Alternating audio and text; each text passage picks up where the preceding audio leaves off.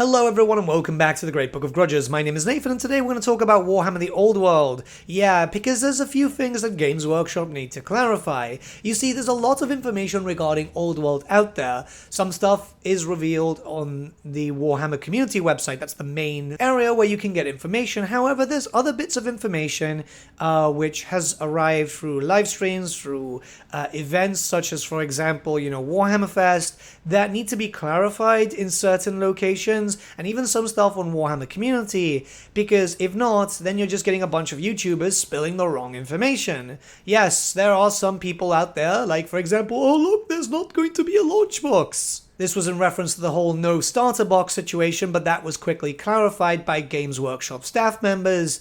So yeah, we need some information regarding a few things. Because if not, then misinformation spreads, and I'm tired of seeing misinformation being spread over Twitter, Facebook, Reddit, everywhere, especially as we're all passionately waiting for Warhammer the Old World's potential release, hopefully this year. So we'll start off with stuff that was announced yesterday with the faction reveal. So one thing that has been mentioned is the game will be set firmly within the Old World itself. It lands between the coast of Bretonnia to the west and the World's Edge Mountains to the east. Okay, fair enough. However, there was Games Workshop staff that were asked questions during one of the reveals quite early on. This was during the time that the map for the Nehakarans was released, so obviously Khemri and so on. And I'm not going to put the staff members' Twitter and so on because I don't want to single anyone out. But it was mentioned that, yeah, in the future, potentially we could see ourselves going to Nehakara to revisit the Tomb Kings and to other places too. This was asked by the community and it was answered. So why is it saying this will be firmly set within the Old World? Is it because it's firmly set right now with potential to expand in the future should the game get more popular, or is this just the idea now that it's just going to be set around here? It's important to know these things, especially as there's loads of fans who are waiting for stuff in Lustria. Obviously, we've seen map updates for Cathay too, and we're expecting Cathay as a race later. We'll talk about that a little later in the video too. But you can understand why there's a little bit of confusion. The next thing is regarding the certain factions that aren't going to be considered core. As you are aware, there's 9 factions which are going to be the focus of the main launch, which makes sense considering that they're all centered around the Old World, barring the Tomb Kings who are marching on north. But there's others like the Dark Elves, Skaven, Vampire Counts, Demons of Chaos, Ogre Kingdoms, Lizardmen, and Chaos Dwarfs getting rules. They are getting rules, people seem to be forgetting that, but they're not given a core status, which I understand is why people are panicking. But does this mean that they're not going to get anything in the future? We need to know if there's a possibility or not, especially for loads of fans of these specific races. Some of them were very popular throughout Warhammer Fantasy.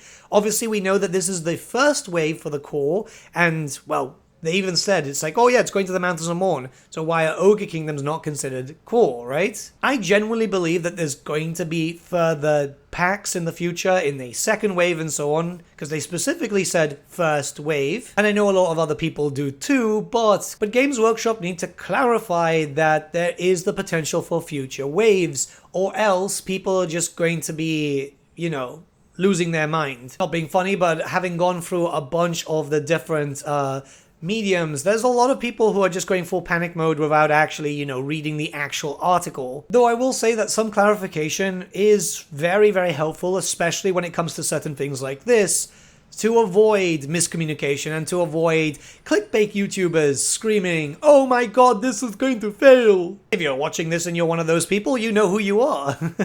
But let's continue. The return of old models. Okay, this is something that I'm really happy about, and a lot of people should be too, because a lot of those classics are coming back. We might see, models getting redone and updated and so on, like it's kind of happening for 30k right now. But I do have a genuine question.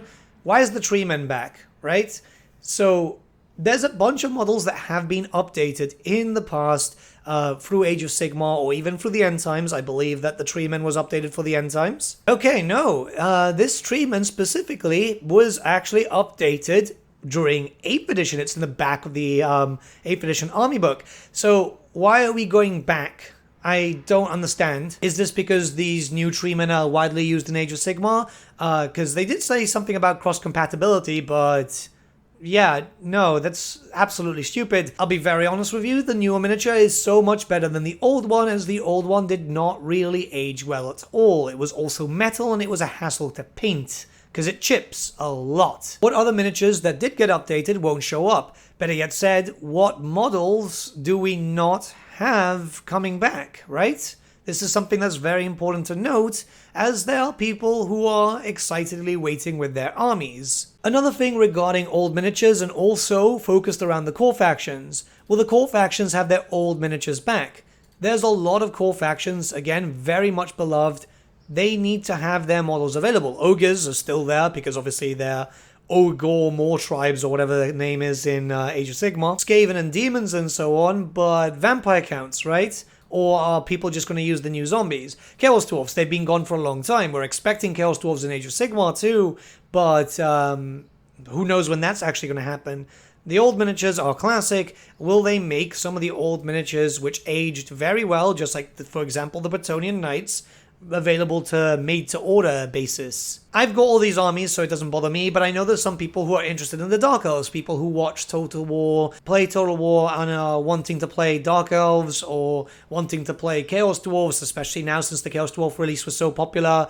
This is something that needs to be stated. Are they coming back or not, or do we have to wait till the hypothetical second wave? And another one in this article is, what exactly don't they plan to publish rules for when they consider Age of Sigmar miniatures? What is an Age of Sigmar miniature to you? Because the Night Goblins are pretty much Warhammer Fantasy miniatures. The Cities of Sigmar, which will get replaced soon, are Warhammer Fantasy miniatures. The Black Orcs, right? Those are also Warhammer Fantasy miniatures. The Savage Uruks. There are a lot of miniatures which bled through, because, not being funny, the Age of Sigmar transitional period was not planned well, and this is why there's still a lot of Warhammer Fantasy miniatures still available. And let's be honest, there's a lot of things that were released during Age of Sigmar which were clearly planned for Warhammer Fantasy before, well, you know, shit went down. So, hey, those things would make a lot of sense. Again, the Poscoil Blight Lords, those are something that I absolutely adore. I love the miniatures. They would make sense. Does this mean stuff that did get model updates, like for example the Warriors of Chaos, which are literally the same thing in both settings, or the Sauruses, will those miniatures that were visually updated in Age of Sigmar but not changed in any way, shape or form in terms of basic style, design and use, will they not be used in Old World?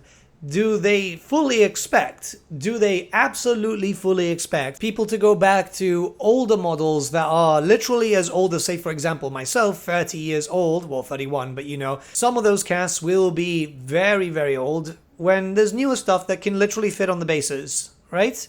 We need clarification of what is going to come and what can be used from Age of Sigmar and so on. Right, Kislev and Cathay, I know a lot of people are kind of worried. I don't know why. They're screaming on Facebook and Reddit and Twitter that Kislev and Cathay have been cancelled. They haven't been cancelled, guys. Literally, earlier this month at Warhammer Fest, there was the reveal for Warhammer the Old World for the new miniatures. The Q&A there, which was unfortunately not filmed live, did state that Kislev is a little far off and Cathay is a little further. This was confirmed by someone at Games Workshop, a rather well-known staff member. The problem is this isn't public knowledge. This has been reported by creators like myself who were at the event, but not everyone is seeing my video, obviously. It's really something that Games Workshop should make public knowledge, say that yes, Kislev and Cathay are coming, there's still plans for them, but don't expect them anytime soon. Because at the end of the day, you need to temper people's expectations. I know there's a lot of people expecting Kislev at launch, but the Great War hasn't started yet. We know, like now, even then we kind of knew before, that the start of the story is going to be before the Great War and build up to it. This has been confirmed multiple times by Games Workshop staff prior to the reveal yesterday. Now, there's probably more to this, but these are the ones that I can think of a lot, especially given the article yesterday. And, you know, communication is key. Games Workshop need to learn that. They're better at it, especially yesterday. You know, we had that whole good, evil side thing, and then they just changed it to core factions after Community Outroar. But yeah, it needs to be said. These reveals are good, don't get me wrong. I'm absolutely adoring them. I'm really happy, for example, that we're getting the Orc Boar Boy chariots back. They're quite old, but they aged very, very well, at least in my opinion. and obviously seeing the Loth and Skycutter come back is great, but yeah, we need answers, not more questions. But yeah, let me know what you guys think in the comments below. Let's start a bit of a discussion, and I'll see you all again very, very soon. Skulls is tomorrow, by the way. I'm imagining a lot of reveals for the games, because that's all focused about video games. So yeah, that should be fun.